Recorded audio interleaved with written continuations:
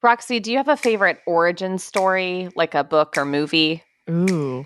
Well, I'd say for a long time, my favorite was Christopher Nolan's Batman. Mm-hmm. It like introduced the darker spin on comic book superheroes. Yes. The dark hero. This seems fitting for an Enneagram 4, not to stereotype. Right. Is it not your favorite anymore? Well, I actually think I'm kind of over the angsty origin story. I want something a little less gritty for a change, which I'm hoping that maybe this summer will be my new favorite with the new Barbie movie. I'm so excited about the new Barbie movie. It looks so fun in like a chaotic way. Oh, total chaos, but not gritty chaos. Like shiny plastic chaos. The best kind of chaos. From Religion News Service, this is Saved by the City, a podcast from two single Christian women living that Barbie life in gritty Gotham. I'm Upper West Side Roxy. And I'm Brooklyn Katelyn.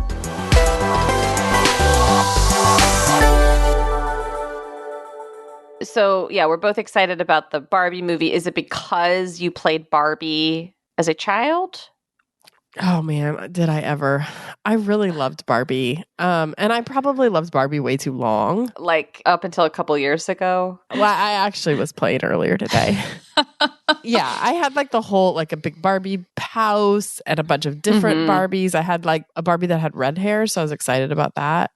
Oh, and a couple cars, a Jeep and like a Corvette or something. And then we had, I don't think they were Barbie horses. They were like another toys kind of. They were like a Mattel knockoff. Horses or something. No, they were really cool. They were the horses that cowgirls got. Like out where I grew up, it was like you would buy them at the feed store. And then I started babysitting these kids, all boys, when I was in maybe like 6th grade. And I convinced them that it was fine for them to play Barbies. So I got a few extra years out of playing Barbies. These are for you, but also for me.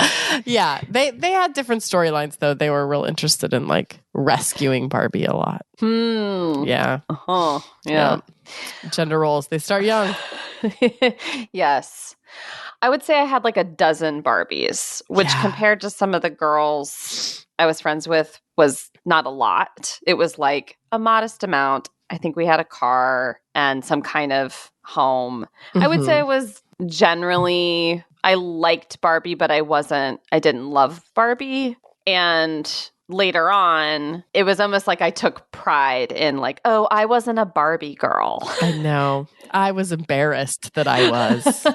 And we could unpack where that is coming from. Well, I had the same feelings. I just like was ashamed that I had been so stereotypically girlish because I was like, oh, how unfeminist of me to be into like the traditional Barbie toy that's very like the male ideal of a woman. Sexy, feminine, blonde, impossibly perky boobs. Yeah. Really long legs. Exactly. I think we've discussed that our Barbies bumped against each other a lot. Yeah.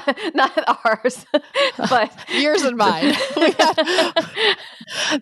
So when you think about like that later shame that you or embarrassment that you experienced thinking back to how much you loved Barbies, where did you first learn what it meant to be like a feminist or a good feminist? What was your first exposure to that? I don't really remember.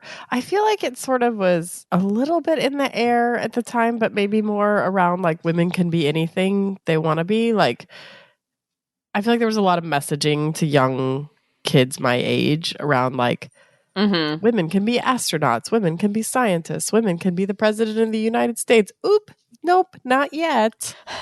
In theory. Maybe someday.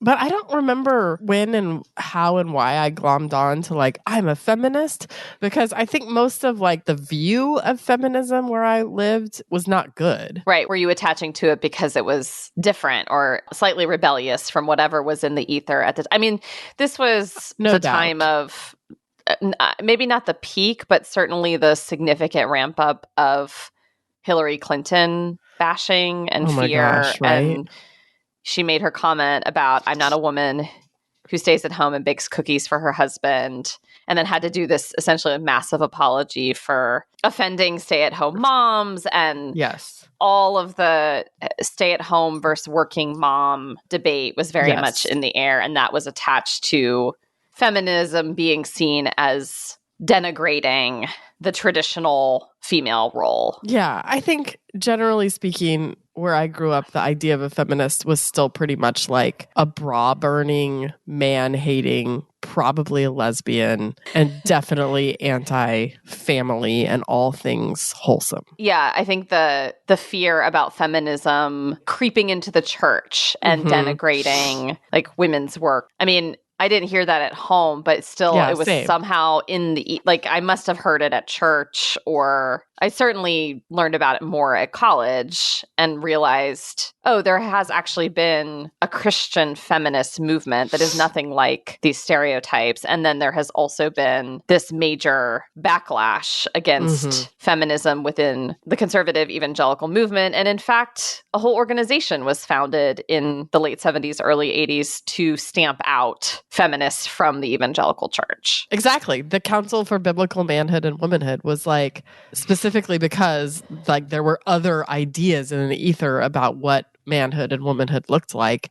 And there were Christians, evangelicals even, who maybe thought women could do a man's work. Yes, and that was too threatening to the reigning power structures of the evangelical world at the time. And it's really unfortunate that it would be well into college that I even learned that actually there was this very theologically robust, scripturally rooted understanding of feminism that wasn't anything like what feminism was being charged against, and that actually a lot of this came down to power much more than theology, as it were. Or it was at least as much about power as it was about theology. I remember the sort of weird looks of confusion or bewilderment when I would say like, I'm a Christian and a feminist. And not just from the Christians, but like at college when I would say it to non-Christian friends, there was like very much a clear idea, even at the time that I was in college, that like, you can't do that. You can't be a feminist and be a Christian. And I remember thinking like, why not? Why can't I? I'm going to do that. And I actually think I was somewhat naive in thinking that that was just like a choice that I got to make. And not realizing that there was like a whole really deep history that was very like invested in making sure that I wouldn't do that or couldn't do that, which I started to run up against very quickly, even in my like college church.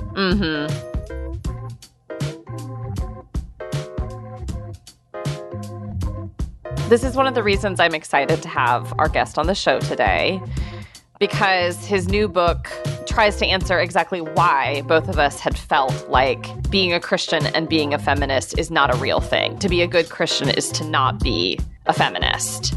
His new book really digs into how and why feminists and many other groups became marginalized and excluded from the evangelical movement as we know it. Isaac B. Sharp is the author of the new book, The Other Evangelicals, a story of liberal, Black, progressive, feminist, and gay Christians and the movement that pushed them out. There are folks who fought for different visions of what it meant to be evangelical, and they have been forgotten by the history books. And some of that is deliberate. The book is something of a historical origin story for the evangelical movement in the 20th century and who came to be in it and out of it. Our conversation with Isaac is coming up a bit later in the show. I have to say that one thing that really struck me about Isaac's book was his description of how important of a role polling and pollsters played in shaping evangelical identity in the U.S. Seems like a world you're familiar with. You worked for one of the polling organizations he mentions many times in the book. You also have worked for more than one of the evangelical gatekeepers he talks about. It was like we were both in the rooms when it happened or where it had happened a generation or two before we got there. All right, let's back up a little bit. Give a little background here. Isaac argues in his book as evangelicals sort of became something that the broader public was interested in, which especially kind of happened around like Jimmy Carter when the first evangelical became president, who was a Democrat, if you can believe it. But people got interested. Like, who are these evangelicals? Who are the born again Christians? And there were a couple of polling companies that had started to include questions that identified evangelicals. And so then those kind of became the de facto definitions, what the pollsters were using, because then that's what journalists could use. And so you ended up with these definitions that in some ways were made up, but also like have continued to be a real like point of contention within the evangelical movement. Like, what does it really mean? And does it really mean these 9 points or these 4 points that a polling group decided it did? Yeah, it's interesting you mentioned 4. I know we've talked about the Bebington Quadrilateral. Old Bebby and his quad.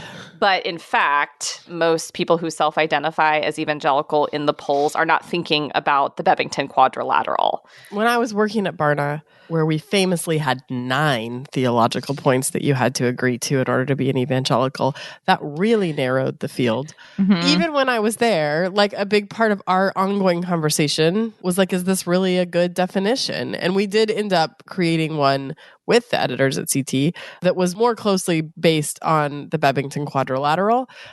Isaac talks a lot about Christianity Today magazine as one of these classic institutions that has tried over the decades to define evangelical boundaries.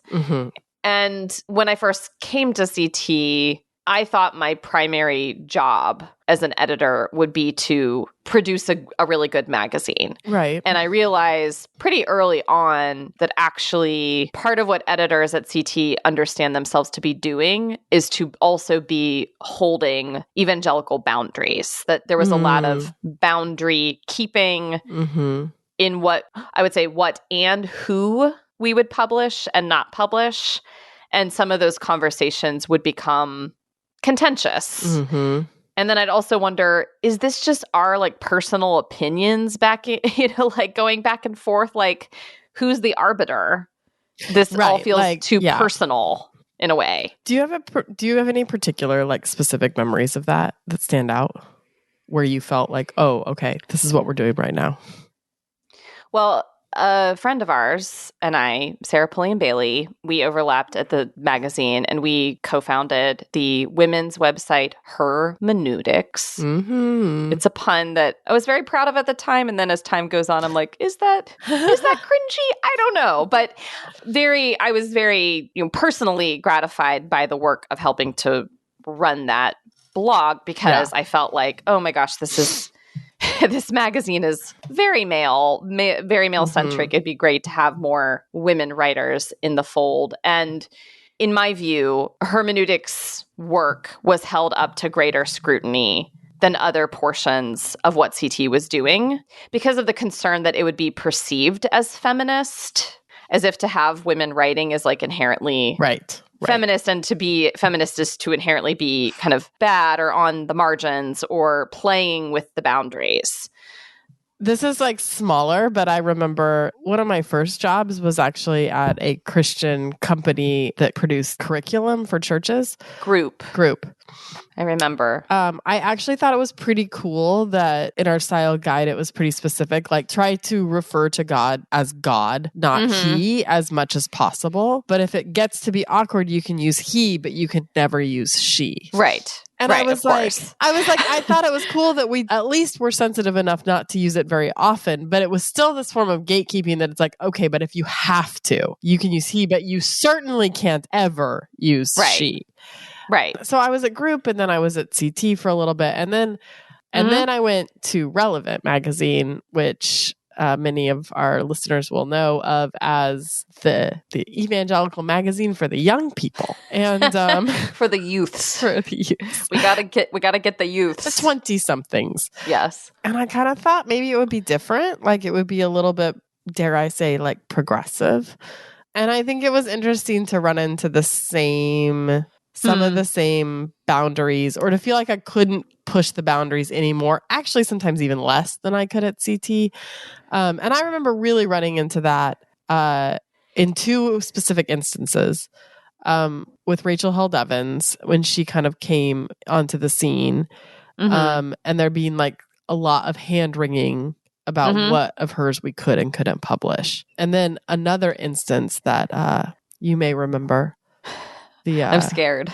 I'm scared. One of Twitter's most famous moments. Oh, yeah. The farewell Rob Bell moment.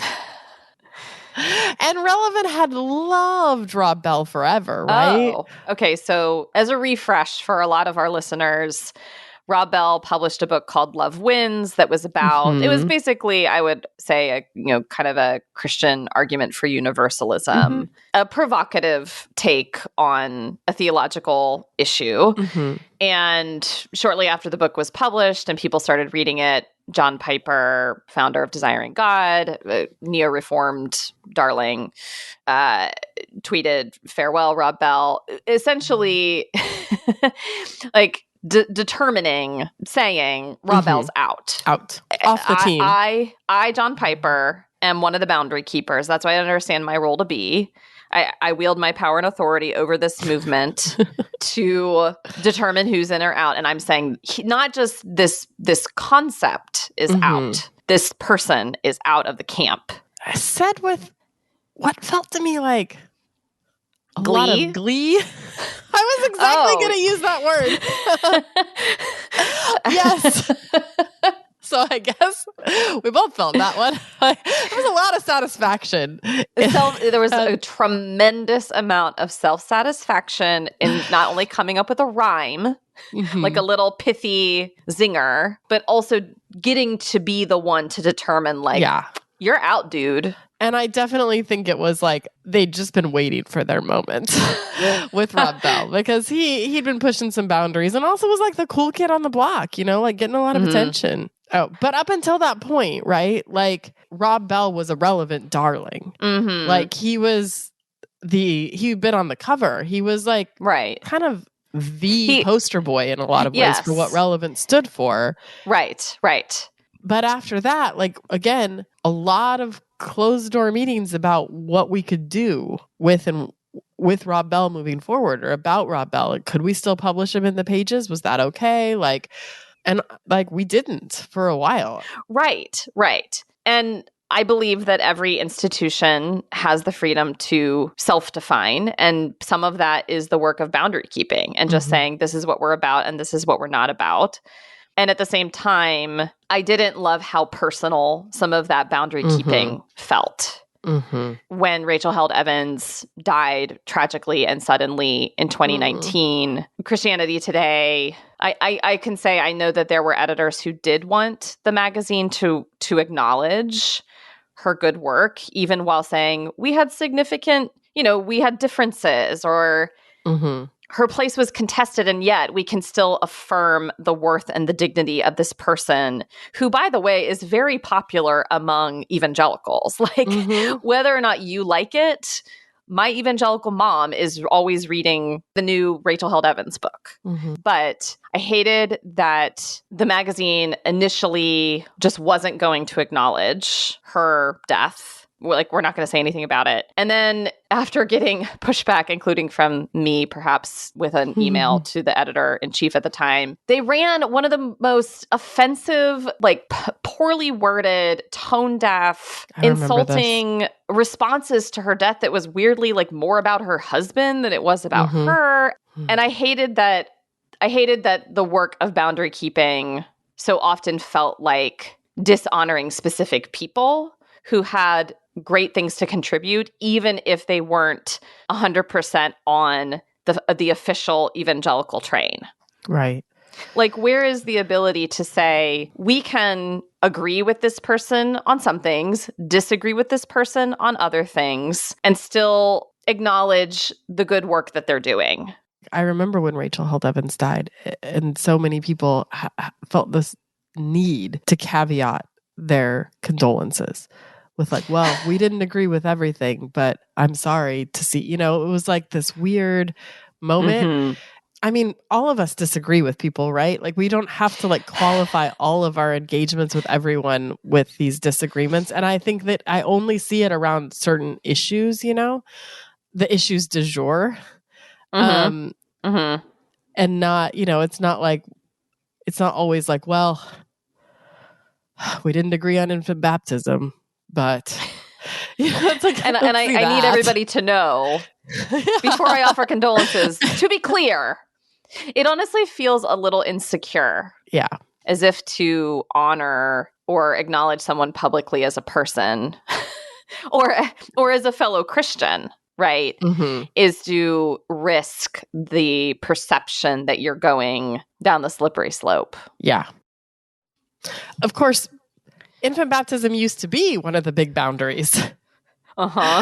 In evangelicalism. I mean, Southern Baptists used to, that used to be a big deal. And I think maybe it still is, but well, it's, I think from CT's vantage, or from a place like CT's vantage, what a lot of people considered a first degree or first level issue has become a secondary issue. To say, we can disagree on this theologically, but we're still in the same camp. We're still brothers and sisters in the Lord. Yes. Whereas not too many decades ago, that was a do not cross this line boundary between denominations and groups. And I think that's part of what Isaac's book really gets into, is that in the lack of a pope, in the lack of a central organizing institution, the boundaries have shifted and continue to shift, and new allies form and new enemies are made. And it's not a stagnant movement. Yes. Sounds like a good time to bring on Isaac. Up next, right after the break. Religion News Service is an independent, award-winning source of global reporting on religion, spirituality, culture, and ethics. Check our feed for all the creeds. See, John Piper, I can rhyme too. And if you like what we're doing at Saved by the City, let us know. Throw us a rating or review. It goes a long way toward getting the word out about the show. Here's a comment from a longtime listener about last week's episode on a very different topic. With Jamie B. Golden, we talked about Botox and other facial procedures. The listener said, I'd never been made to consider cosmetic procedures so thoughtfully. As a man, I don't know much about them, so I'd only thought of them as people just getting mutilated and hoping it turns out okay. Great show. This was a hard subject for y'all to take on, and you were brave to be vulnerable while facing it. Kudos. Facing it. Yeah. I see what he did there. You can also get in touch with us via email at sbtcpodcast@religionnews.com. We'd love to hear from you.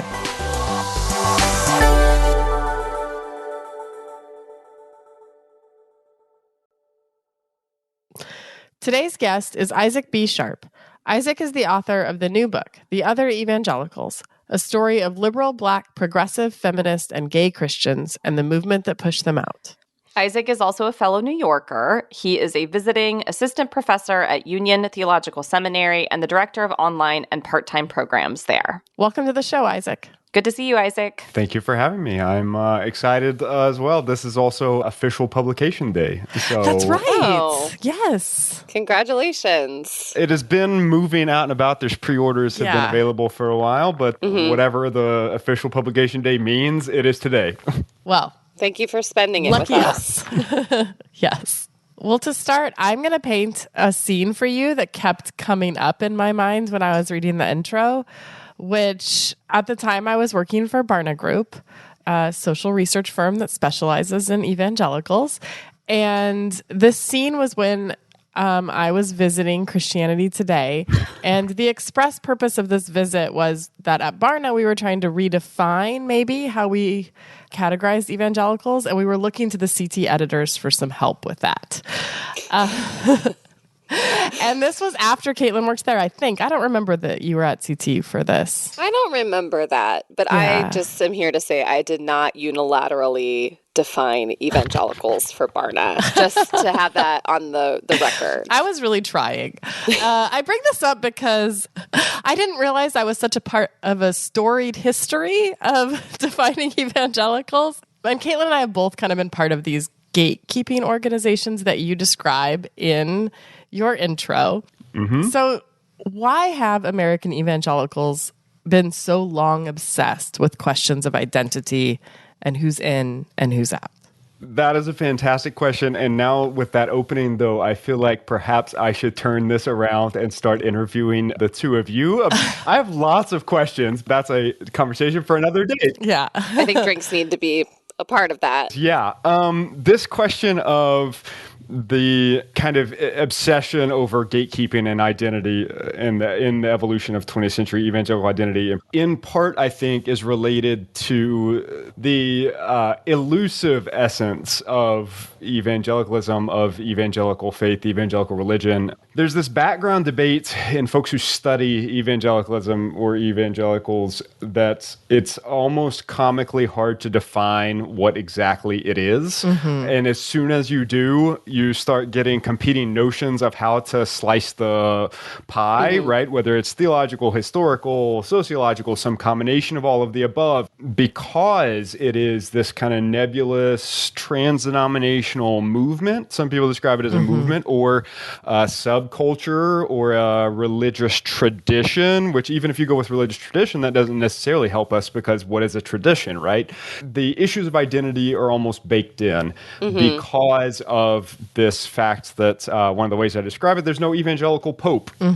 Because of that, because there is no official role where you can go see who is card carrying and who's not, you get these power struggles that are baked in over deciding who is in and who is out. Your book definitely highlights how difficult evangelical identity is. And you seem to be making the case that maybe the question isn't so much what is an evangelical based on specific theological criteria or Bebbington and his quadrilateral, but rather who is an evangelical, and part of that is also who is not an evangelical. Yeah, that's a good way to describe a bit of what I'm doing. This interesting thing happens when people start talking about evangelicals and evangelicalism in the public, right? Let's say journalists or political talking heads, commentators, whatever. And it is that folks by now kind of take for granted when you say evangelicals, a lot of folks assume a reference for that, right? Like this is what we generally know what we're talking about. And part of what I was trying to do with the dissertation and book is foreground the fact that it's really contested and that there's in part a behind the scenes debate going on across the spectrum, internally, externally, evangelical, not secular historians, about how to define this. Part of one of my main goals is to highlight the fact that there is power involved, that a power analysis is crucial for all of those debates, that regardless of if it is a debate over evangelical theology and what is properly evangelical theology or not, that is always fraught with power. And one of the central questions that I return to time and again in the dissertation of the book is, who is getting to do this defining? Oh, you just previewed my next question. But I'll start with saying that, you make the case that one of the early boundary lines for evangelicals was biblical inerrancy, and that belief in the Bible being the inerrant word of God, we can trust it, final authority, etc., that belief really became a primary shaping force for evangelical identity. And the reason it did that is because of who interpreted it. You've already said there was no Vatican, there was no Pope to say this is the official interpretation. So who did end up getting to decide for evangelicals what interpretations of the Bible were correct, and how did their voices get so loud? You hit on an incredibly important distinction there, too, with this question. So, to the point around inerrancy, yes, this is often how evangelical institutions in the 20th century have defined what it means to be in or out. It's a recurring problem for this formation of evangelical identity in the 20th and 21st century in the U.S. context that you get folks who say, yes, I agree with this statement of faith on the authority of the Bible. And then what do you do about divergent interpretations? Right. And it happens on any number of issues, theological issues like Calvinism or Arianism, free will, on socio-political issues like, can someone who affirms the inerrancy of Scripture vote for a Democrat and still be an evangelical? Around gender roles and gender identity. You have folks who say, I am evangelical and I affirm the authority of the Bible, whether it be inerrancy or infallibility, and yet I interpret this one piece of the scriptural puzzle in a different way. Oftentimes in that case, it resorts to power struggles over who can most effectively popularize and disseminate their interpretation, and also who can effectively undermine their opponents. This was the move a lot of times by evangelical gatekeepers. If you disagree with my interpretation, you are obviously not an evangelical, because if they affirm the authority of Scripture, they would reach the same interpretation that I have. One of the things I wanted to do with this book is try to do justice to folks' stories. And you get these painful stories of folks who participated as a part of a religious tradition their whole lives and thought they were in alignment with the official or semi-official interpretation. And then something happened and they reached a different conclusion, and all of a sudden they were marginalized as a heretic. And part of the argument of the entire book is that has had a profound shape on evangelical identity. So, yeah, what you're describing within evangelicalism is essentially how boundaries get set. And you're saying that they get set by particular power plays. But I'm thinking about a lot of different religious groups. And I think most, if not all religious groups would say, well, look, boundaries are part of what it means to be a person of religious conviction and identity, that you have to draw boundaries somewhere for the term or the tradition or the movement, quote unquote, to have meaning. So, for example, I imagine mainline Christian institutions would have excluded evangelicals or would exclude evangelicals on certain theological boundaries as well. So are evangelicals unique or uniquely bad in their boundary setting, or are they just acting like what we expect religious groups to do? Yeah, this is a great question, right? So definitely the case, an argument can be made that what is going on is the usual order of things for religious identity formation. At least with evangelical identity in the U.S. context, a lot of folks don't know that. It is often taken for granted that we know who the evangelicals are. And in another interview, I was able to thank Molly Worthen for her blurb on the back, because I think she really did capture one of my motivations, which was to say, history is contingent. Right? Which is something that I think is an issue in contemporary discussions of evangelicalism. I do not challenge what the connotations are. I think evangelical identity has become something and it has these particular connotations. But I think that there are people who don't know that there were other kinds of evangelicals who fought for different visions.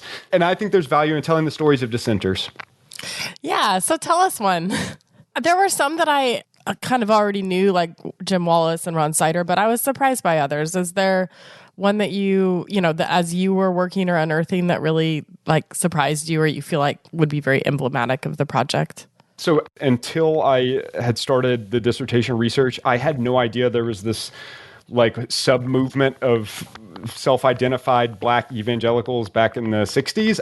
It was an example of one of the stories that I happened upon that prompted me to ask, how is it that I have never heard this story?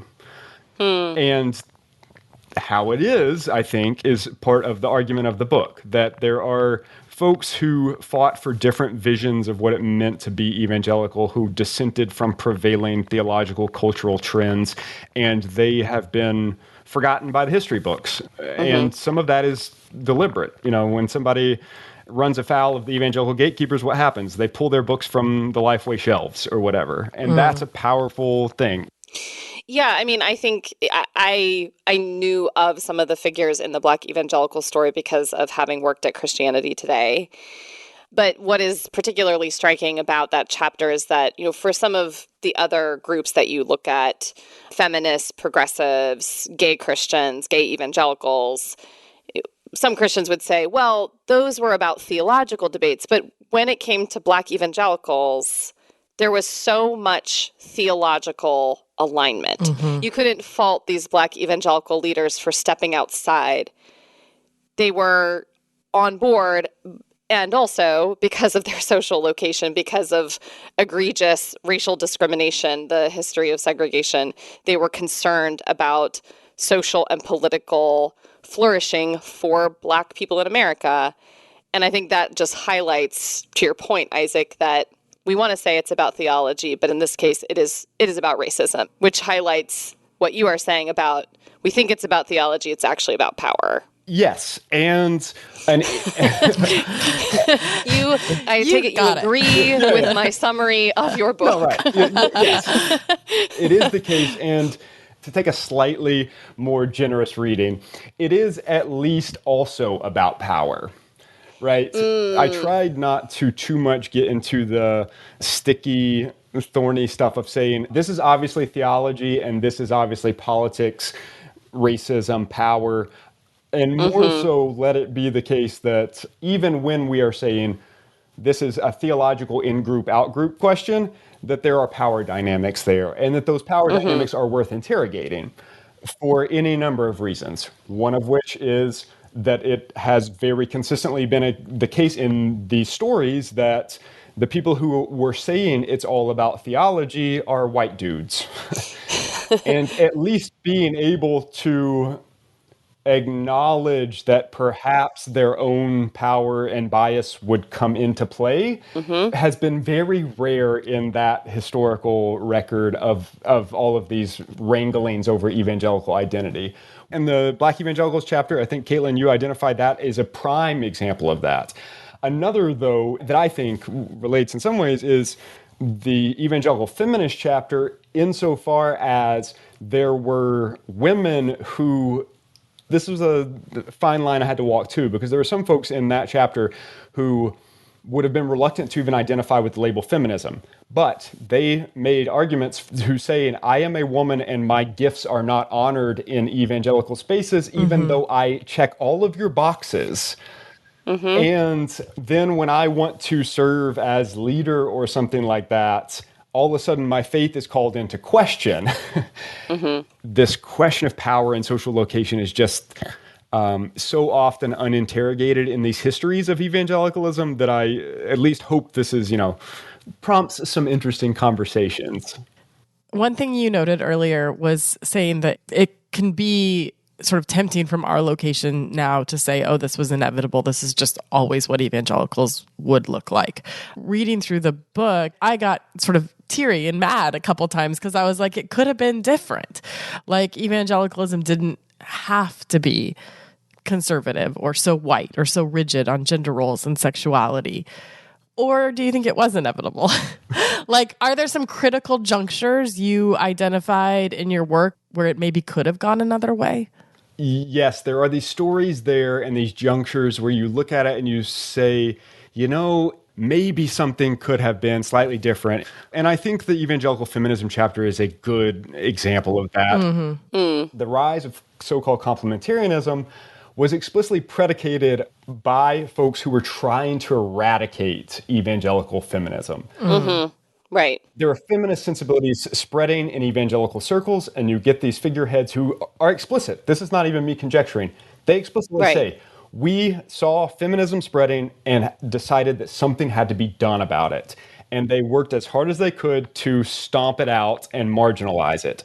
Do you think we're at any kind of an inflection point now? I look around and I see all of this, like, everybody's deconstructing. There's ex-evangelicals. There's like movements of third way churches, not even to mention like the nuns and the disaffiliated. I feel like your book would suggest that the history says evangelicals will double down on the boundaries, but I don't know. Do you think this moment might be any different, that it might expand instead of contract? This is a fascinating question, and is one of those, yes, that's absolutely dangerous in a particular kind of way, because as soon as I go on record with a prediction, there will be someone 2, 3, 4, 5 years down the road who will be all too happy to say, oh, look how far this idiot missed that prediction. I hope in 2 to 5 years people are still listening to this episode of the podcast. Don't overestimate our influence. You never know. In the conclusion, I do a little bit of this. It feels like there is something going on with folks questioning this allegedly purely theological criteria they have always been given to say, this is what you believe as an evangelical. If you're a part of this community, this is how we define it. There are folks, I feel like, and it is partially but not purely generationally driven, of younger folks who are saying, you told me XYZ my whole life, and then when it came time for ABC political, social, whatever movement issue, it's felt to me, being young evangelicals, ex-evangelicals, post-evangelicals, like you went back on everything that you had taught me, or that if I found different implications of those theological beliefs, that all of a sudden you were telling me I was going to hell or I was a heretic or whatever. There is, I feel like, a moment of that happening.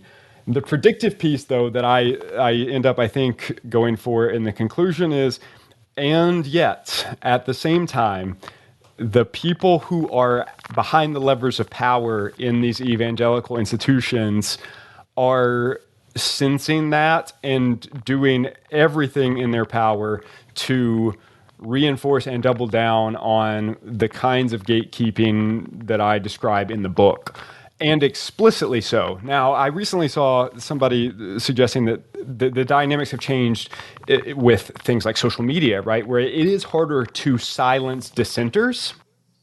Which makes for interesting possibilities, I think, in this kind of like future of the evangelical movement. And also those with the institutional power and at the top of most of these institutions that would be the gatekeeping institutions with lots of money behind them are doubling down on a certain definition of what it means to be in and out. That's an uphill battle for anybody who is interested in trying to reform that, as perhaps you all could attest to. Well, thank you so much for joining us and for talking to us more about your book, which congratulations on the pub date. Yes, congratulations. Thanks so much. This was fun. We will hopefully talk again soon about any and all of the above. Sounds good.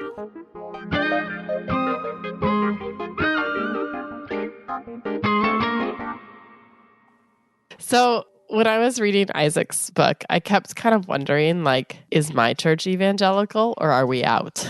Say more. Well, you know, like a lot of people in our church, in my church, grew up evangelical, are evangelical. There's still a lot of ways it feels evangelical, but it's also fantastic worship service. Yes, but we also do communion every week, and we go through like the Eucharistic rite from the Book of Common Prayer. And I would put us in the camp of a lot of the things that Isaac says puts you out of the evangelical camp, particularly around like LGBTQ affirmation and women's ordination, basically all of the things he said.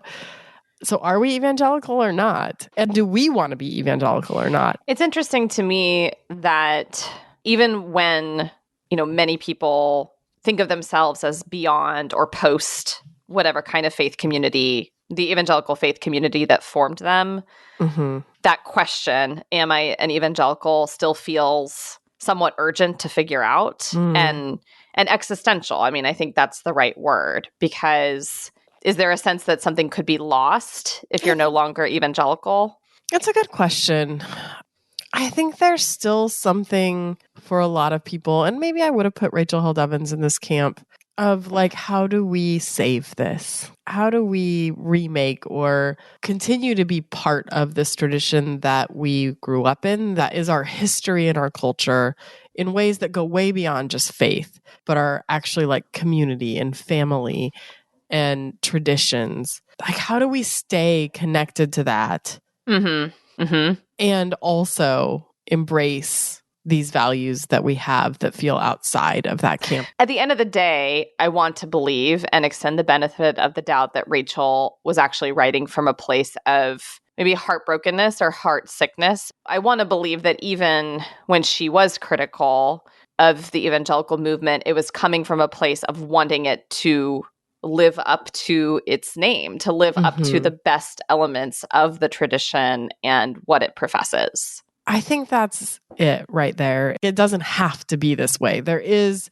a value system within evangelicalism that could embrace all of these things. And I think that's a little bit of the work of Isaac's book of pointing out that like all of these moments were not necessarily inevitable. Like all of these rejections or expulsions didn't have to happen. There were people within evangelicalism that did believe these things and did so within that tradition. And there was a decision by the tradition in some ways to say that's not going to be part of our tradition.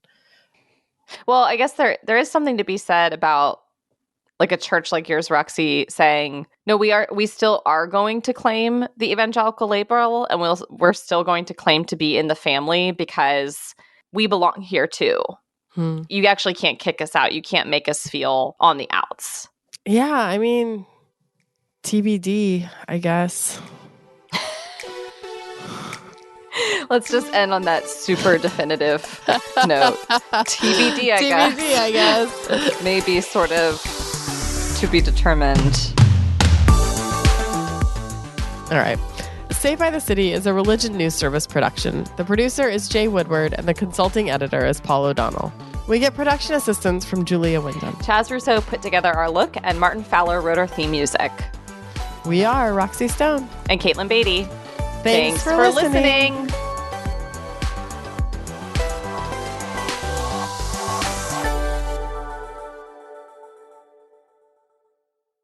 When I was working at Barna, where we famously had 9 theological points that you had to agree to in order to be an evangelical, that really narrowed the field.